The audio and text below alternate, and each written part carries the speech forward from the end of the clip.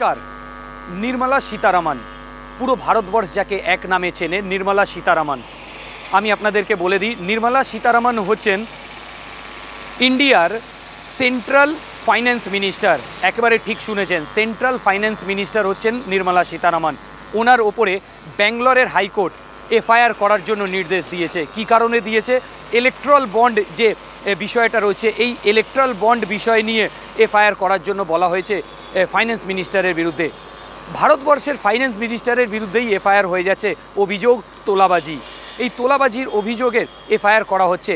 এবার আমি প্রশ্ন করছি আপনাদের কাছে যে এই যে এফআইআর করা হচ্ছে, এই এফআইআরে কতটা কাজ হবে এবং সীতারামনকে কতটা ফেস করতে হবে পুরো বিষয়টা, এবং যেহেতু ব্যাঙ্গালোর হাইকোর্টে এই পুরো বিষয়টাকে তুলেছে এবং এফআইআর করার নির্দেশ দিয়েছে, তাই এবার এফআইআর হবে ওনার নামে।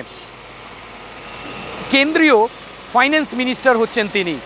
আপনারা ঠিক শুনেছেন, কেন্দ্রীয় ফাইন্যান্স মিনিস্টার, পুরো অর্থ ব্যবস্থা যার হাতে রয়েছে তার নামেই তোলাবাজির অভিযোগ।